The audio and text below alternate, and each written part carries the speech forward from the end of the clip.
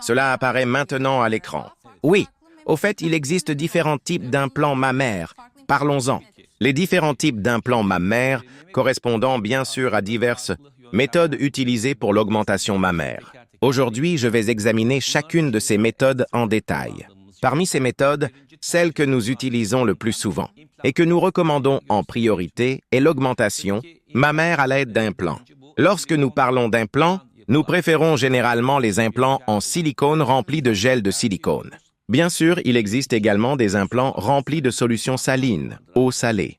Cependant, leur taux d'utilisation est d'environ 2% en Turquie comme dans le reste du monde, ce qui signifie qu'ils sont très rarement préférés. À une époque, des implants fabriqués à partir d'huile de soja ou d'autres matériaux ont également été utilisés.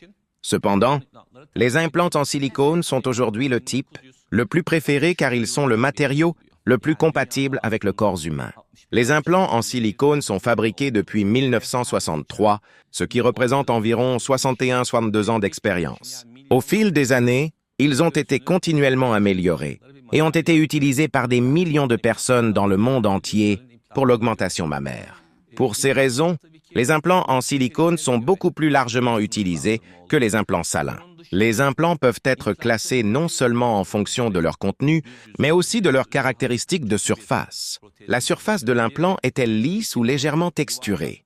En outre, nous prêtons attention à la forme de l'implant.